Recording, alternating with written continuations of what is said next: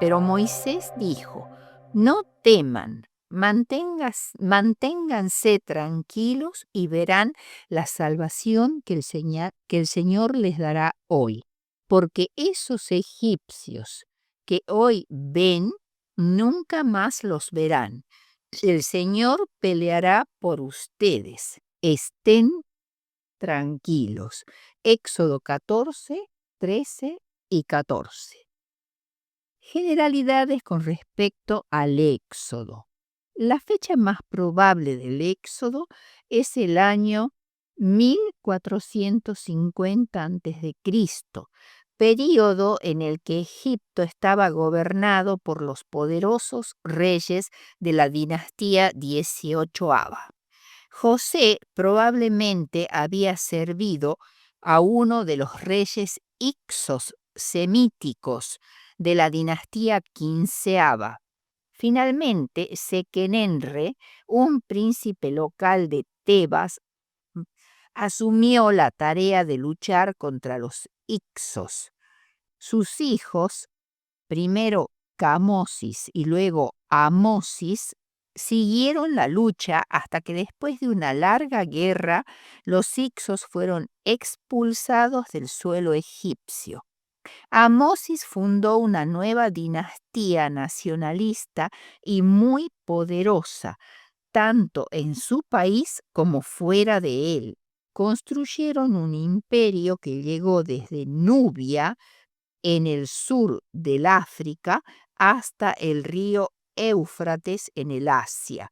Fue uno de los primeros reyes de esta nueva dinastía quien tomó medidas para reducir a los israelitas semíticos a la servidumbre y frenar así el rápido crecimiento de la población, ideando medios para matar a los recién nacidos. Esta sería la dinastía, la 18ª, que es llamado el nuevo rey, que se nombra como que no conocía a José. El faraón del Éxodo fue posiblemente Amenhotep II, cruel y tiránico hijo de Tutmosis III, y las plagas sucedieron bajo su reinado. Fue él quien perdió a su hijo primogénito en la 10ª plaga y a su ejército en el Mar Rojo.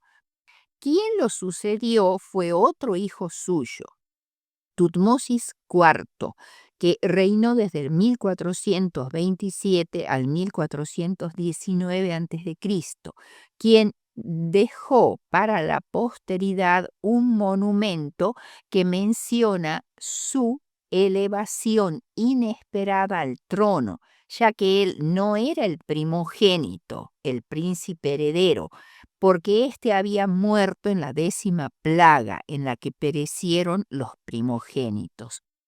Asombrosamente, Dios predijo a Abraham que su descendencia moraría en tierra ajena, no en Canaán, sino en Egipto, y sería esclava y oprimida 400 años. Esta profecía se encuentra en Génesis 15, 13 al 16, y se cumplió a su debido tiempo. El nieto de Abraham, Jacob, fue siervo de Labán, su suegro, durante 20 años, según Génesis 31, 41. Su bisnieto José fue vendido como esclavo y puesto en prisión. Génesis 39, 1 y 44. Y finalmente todos los descendientes de Israel fueron esclavizados en Egipto. Éxodo 1, 13 y 14. Esta etapa de la historia de Israel había de incluir no solo a la servidumbre, sino también, no solo servidumbre, sino también aflicción y persecución. Génesis 15, 13 dice que esa opresión duraría 400 años, pero este periodo de tiempo no se refiere solo a la servidumbre en Egipto, Egipto, sino a las 4 generaciones que siguieron a Abraham, desde Abraham hasta el Éxodo. Isaac, el hijo de Abraham, fue perseguido por Ismael, el hijo de Agar.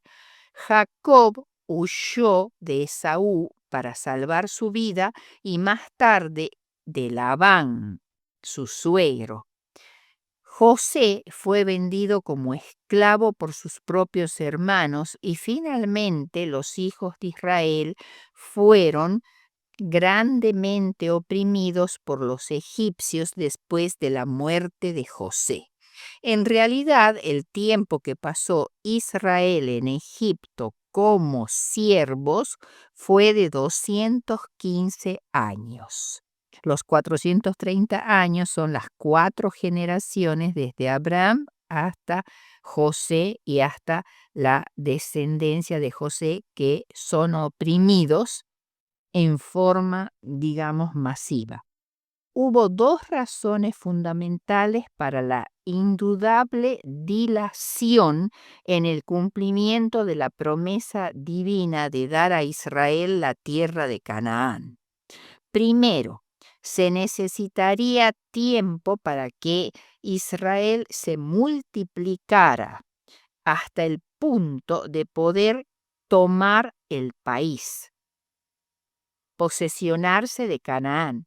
Y segundo, el amor y la justicia de Dios que demandaban que hubiera una prolongación del tiempo de gracia para los amorreos, que eran los habitantes autóctonos de Canaán, para que ni ellos ni ningún otro acusaran a Dios de injusticia y parcialidad cuando llegara el tiempo de destruirlos y tomar su territorio. En otras palabras, los hebreos no estaban listos para poseer la tierra, ni Dios estaba listo para desposeer a los amorreos. El segundo punto que vamos a ver después de estas generalidades con respecto al Éxodo es vayan y adoren al Señor. Éxodo 12, 31 al 36. Cuando la 10ª plaga cayó sobre Israel y murió el primogénito de cada familia egipcia y de las bestias, el clamor general que se levantó a lo largo y a lo ancho de Egipto aquella medianoche fue acompañada por la demanda popular de los egipcios que exigían que los hebreos se fueran de inmediato de su país, ya que si ellos permanecían, los egipcios se daban por muertos. Temían que el castigo no se detendría con la muerte de los primogénitos, sino que pudiera ser muerta toda la población y el país ser tomado por los hebreos. Faraón fue forzado por el clamor popular a tomar una decisión inmediata. Hizo llamar a Moisés y a Aarón mientras todavía era de noche para darles la orden de que salieran inmediatamente del país, llevando sus bienes consigo. Aún había pedido que lo bendijeran a él también, lo cual demuestra cuán humillado estaba ahora su orgullo. Entonces, como los egipcios los apremiaban, los israelitas debieron llevar sus masas que pensaban cocer como pan para su viaje, sin cocinarla. Éxodo 12:36 dice que los egipcios les dieron alhajas de plata y oro y vestidos. Estos regalos eran una especie de contribución para los gastos necesarios del largo viaje. Habían trabajado durante muchas décadas duramente como esclavos para provecho de los egipcios que se habían aliviado de sus impuestos gracias al valor del trabajo gratuito de los hebreos, por lo cual Estos regalos no eran sino una pequeña recompensa por sus largos años de trabajo. Los egipcios habían despojado a los israelitas y ahora los hebreos se llevaron el despojo de Egipto como una compensación parcial. La ruta exacta que tomaron los israelitas hasta llegar al Mar Rojo es difícil de determinar porque muchos lugares mencionados no se pueden identificar. El punto de salida fue Rameses, la ciudad en la cual habían trabajado como esclavos muchos israelitas en la porción noreste del delta del Nilo.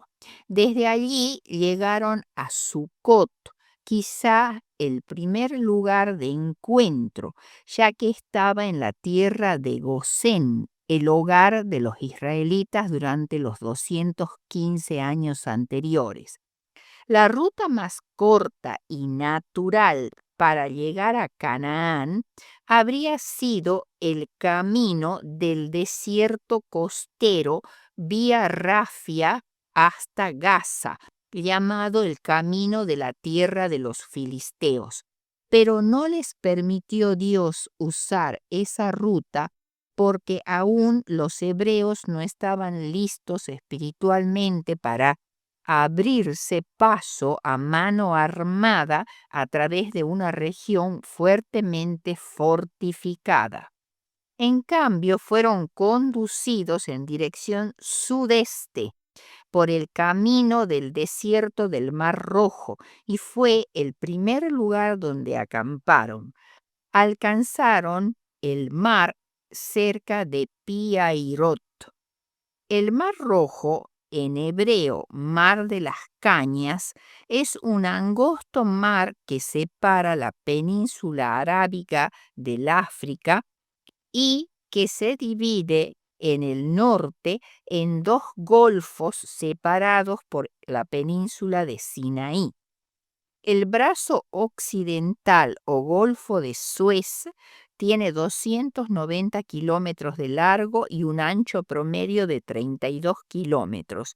El brazo oriental, conocido como el Golfo de Acaba, tiene unos 175 kilómetros de largo y un ancho promedio de 24 kilómetros. El nombre de Mar Rojo pudo haber sido dado por el color de los corales que tapizaban el fondo del mar o por el pueblo edomita que vivía en los territorios aledaños a este mar. La cifra numérica de los hebreos es de 600.000 hombres de a pie, sin contar los niños. Puesto que solo los varones de más de 20 años eran contados, según números 1, 3 al 43, la población total podría computarse en varios millones. ¿Cómo pudo pasar tanta gente con sus incontables miles de animales y ganados por los angostos valles de la península del Sinaí sin extenderse por centenares de kilómetros? A pesar de todas las dudas con respecto a estos números, Elena de White declara que el número de los hebreos alcanzaba a más de 2 millones de almas. Patriarcas y Profetas, página 345, y que millones que salieron de Egipto encontrarían su tumba en el desierto. Patriarcas y Profetas 434. La petición por parte de Faraón a los hebreos de que lo bendijeran a él también cuando adoraran a Jehová era algo completamente inesperado, pero era un indicio notable de cuán humillado estaba su orgullo. El tercer punto es la consagración del primogénito, Éxodo 13, 1 al 16. Dado que el Señor había librado a los primogénitos varones de Israel, ellos habían llegado a ser propiedad especial y debían ser dedicados a Él. Tened memoria de este día en el que se habían experimentado tan notoriamente la mano bondadosa de Dios.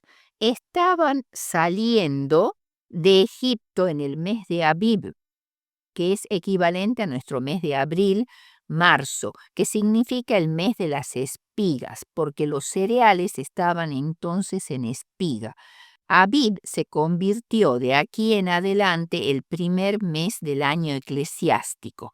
Los hijos primogénitos de Israel debían ser dedicados al Señor presentándolos como un sacrificio vivo, es decir, consagrando todas sus facultades corporales y mentales a su servicio.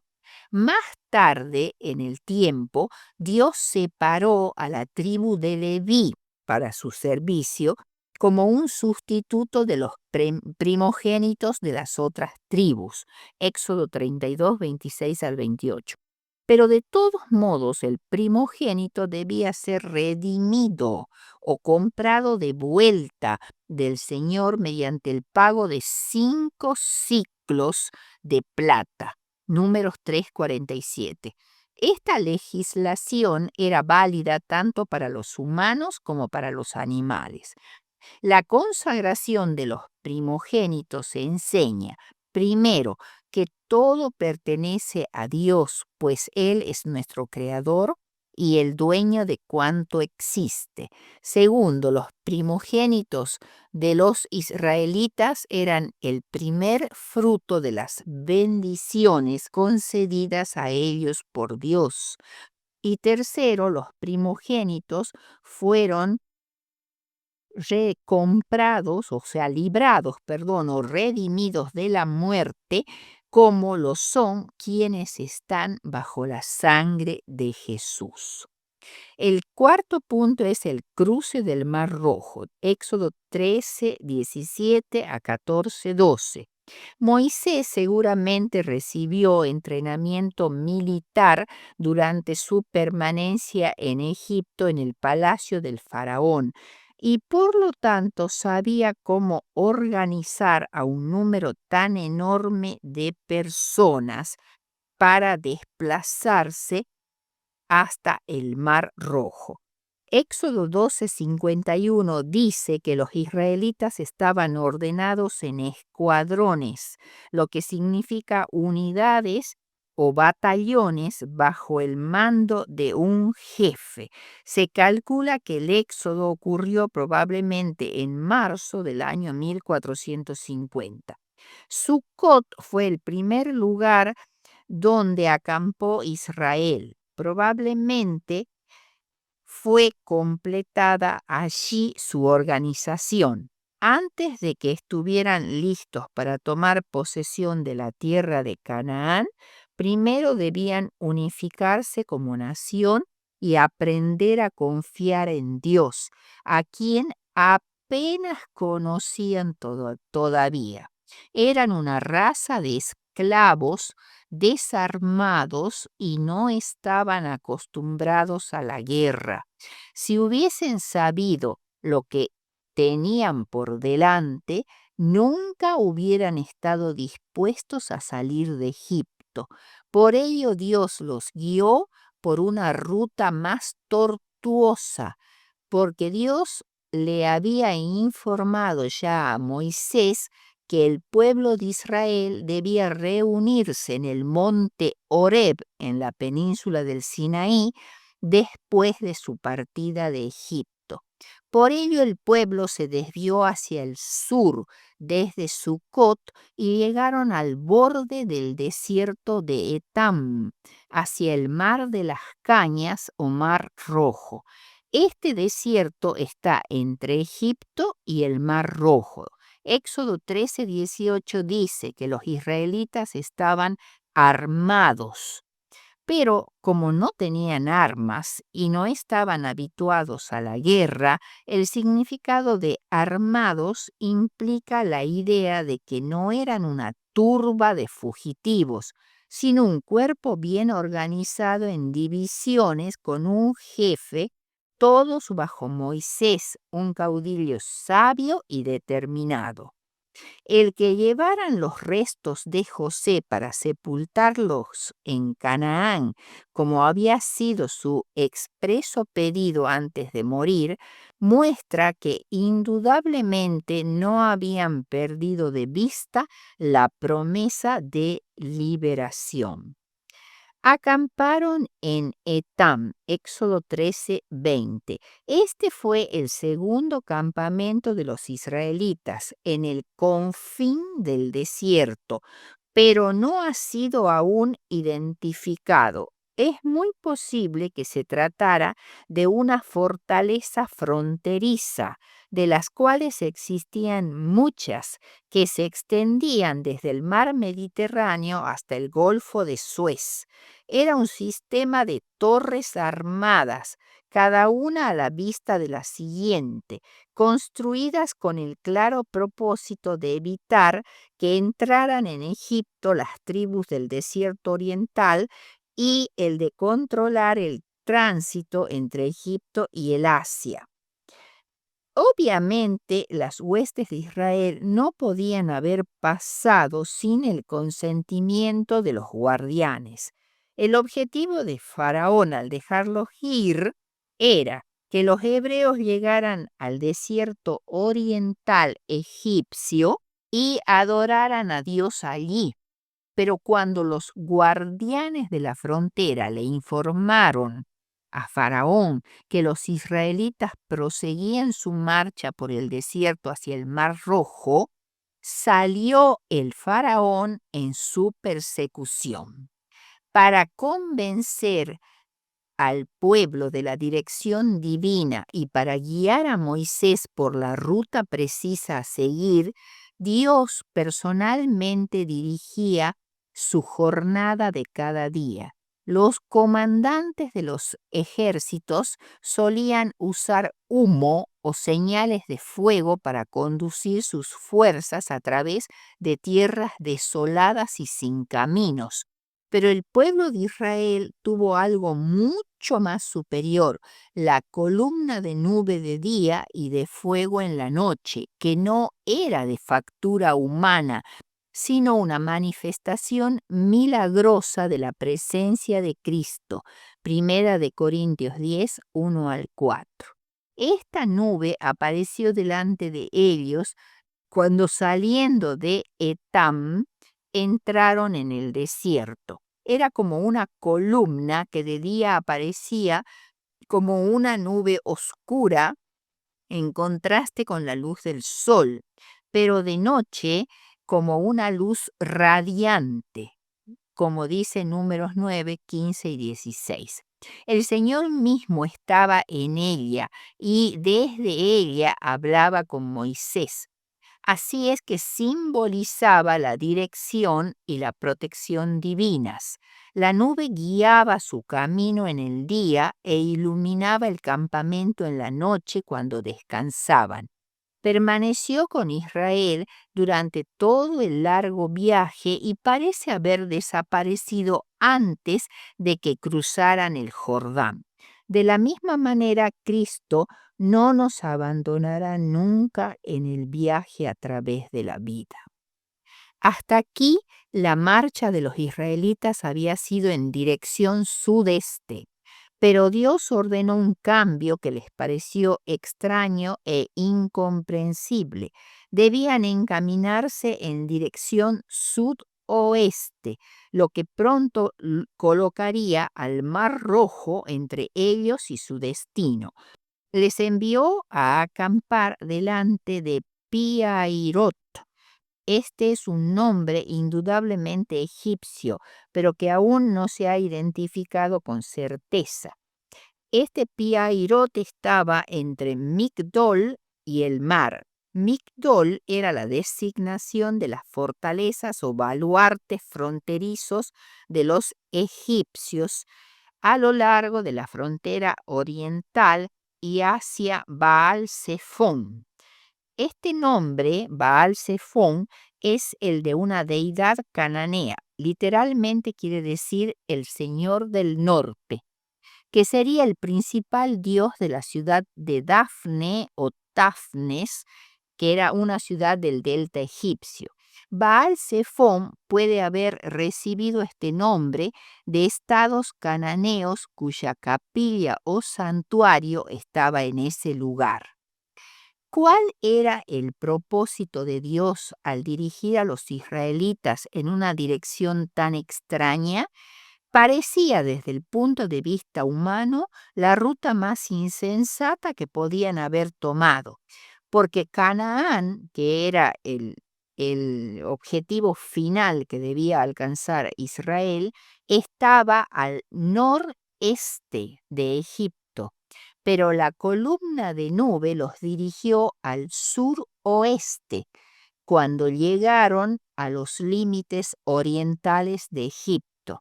Seguramente, al ser informado de esto, Faraón pensó que los israelitas se habían extraviado y que estaban vagando confusamente en el desierto oriental egipcio. Ahora parecía imposible escapar, pero Dios había preparado precisamente esta situación para que Egipto y las naciones vecinas aprendieran a temer y respetar su nombre. Faraón, quien tenía el propósito de que su permiso de irse al pueblo de Israel se limitara a un viaje de 3 días en el desierto oriental egipcio, cuando resultó evidente que los israelitas avanzaban hacia el Mar Rojo, su corazón se endureció nuevamente y salió a perseguirlos. Un corto alivio del sufrimiento le había dado tiempo para reponerse de la 10ª plaga y ahora se arrepintió de su acto al liberar a los hebreos. Pensó que los egipcios eran una vez más los dueños de su tierra y amos de la situación, y se propuso recuperar a ese gran cuerpo de obreros que escapaban de la esclavitud.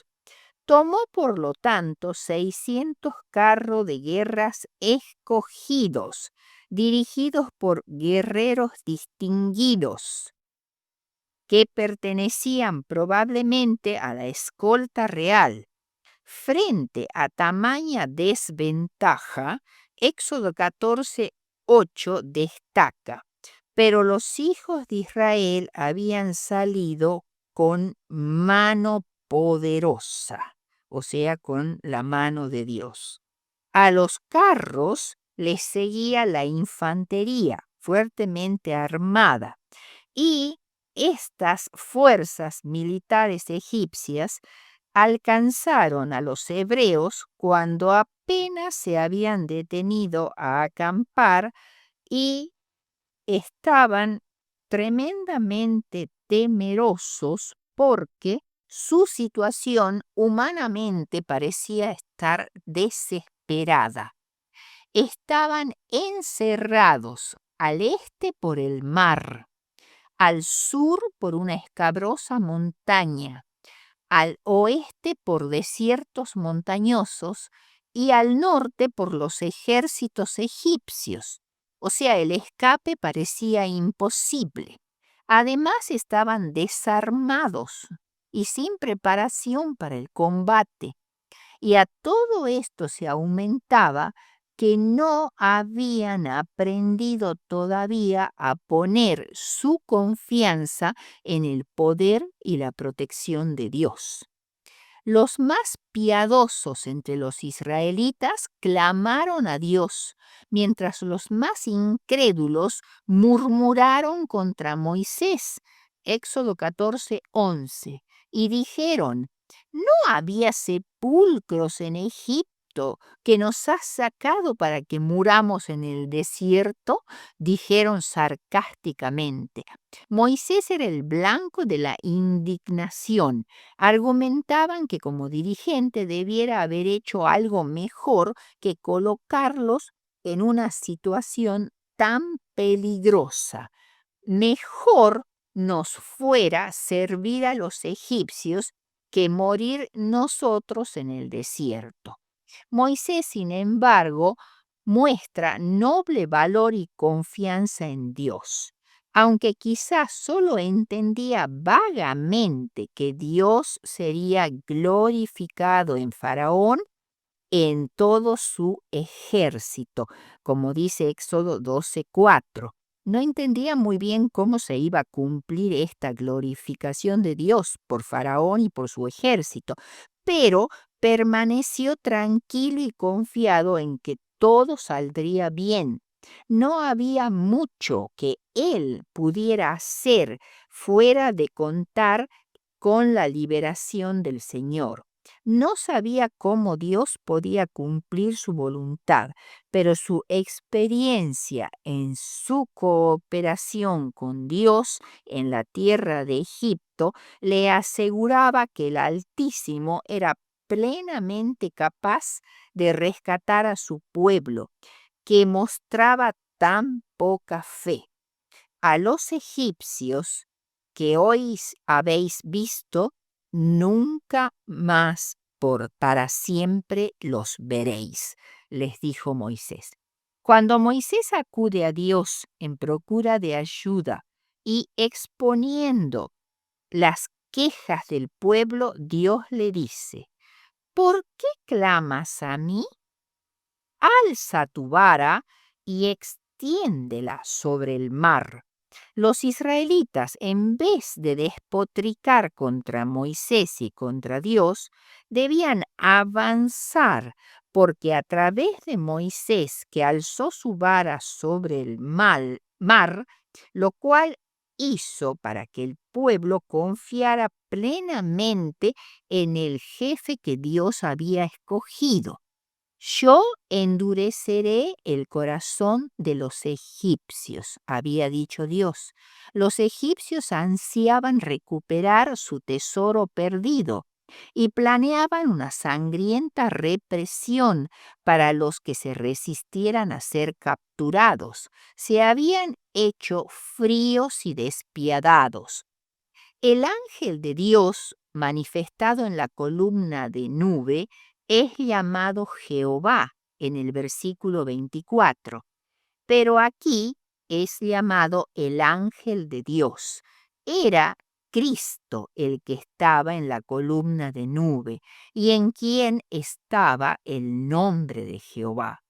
Cuando los egipcios, casi al fin de un largo día de marcha, llegaron a la proximidad del campamento de los israelitas, un impenetrable muro de neblina que avanzaba del mar se colocó entre los perseguidos y los perseguidores, obligándolos a estos últimos a detenerse.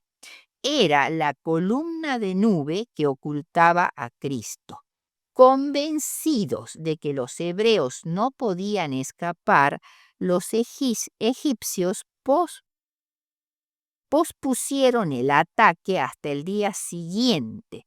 La noche avanzó y la impenetrable muralla de neblina se convirtió en profunda oscuridad, mientras que del lado de los israelitas tenía la apariencia de una columna brillante como una antorcha que alumbraba a todo el campamento y hacía fácil prepararse para la marcha, como si fuera de día.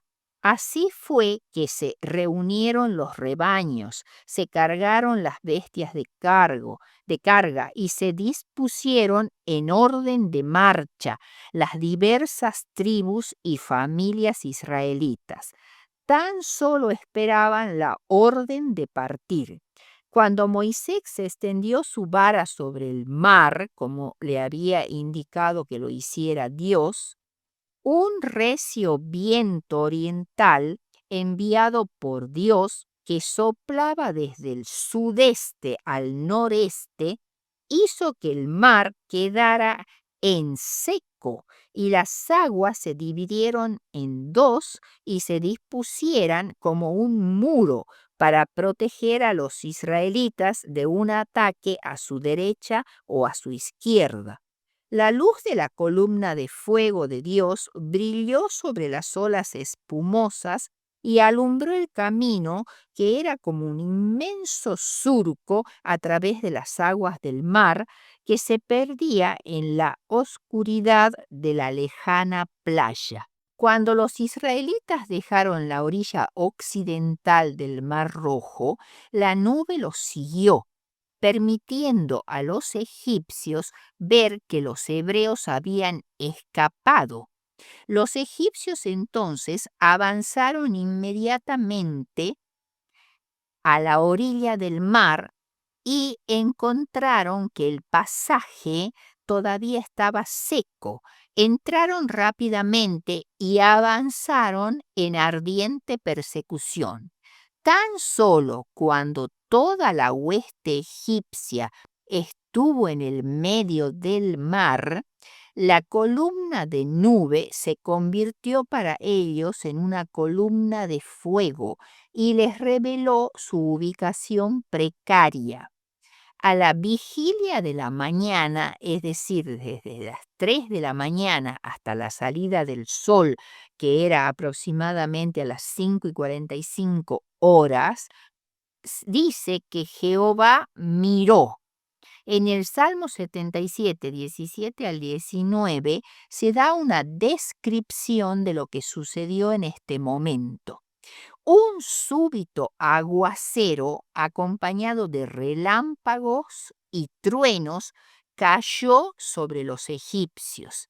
Avanzando por el lecho del Mar Rojo, cuyas aguas amontonadas ahora podían ver a cada lado, los egipcios estaban aterrorizados. Las ruedas de los carros de guerra se hundieron en la arena hasta los ejes para ser sacados con gran dificultad y para hundirse nuevamente unos metros más allá, lo cual hacía muy difícil avanzar. Todos estos sucesos extraordinarios hicieron que los egipcios comprendieran tardíamente que el Dios de los hebreos estaba ayudando activamente a su pueblo y obstruyendo con eficacia su propio avance. Y convencidos de que solo iban al fracaso, comenzaron su retirada. Moisés otra vez extendió su vara sobre el mar y cesó de soplar el viento oriental y volvieron las aguas. Un fuerte viento del oeste súbitamente comenzó a soplar, apresurando el proceso. Cuando los egipcios huían, fueron alcanzados por las olas embravecidas que se precipitaban de cada lado. Todo el ejército de Faraón que había marchado a través del mar en persecución de los israelitas quedó hundido, quedó tragado en las negras profundidades del mar. Al despuntar el alba, las multitudes israelitas pudieron ver todo lo que quedaba de su poderoso enemigo, cuerpos vestidos de corazas arrojados a la orilla. El cántico de Moisés y de María. Todo el ejército egipcio fue derrotado. Nadie sobrevivió, incluyendo al faraón.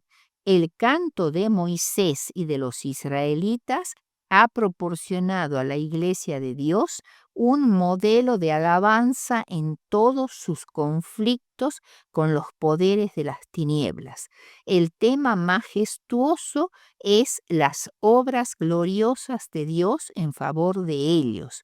Y este canto de Moisés sería cantado otra vez con el himno del Cordero por los héroes de la fe que están sobre el mar de vidrio, vencedores de la bestia y de su imagen.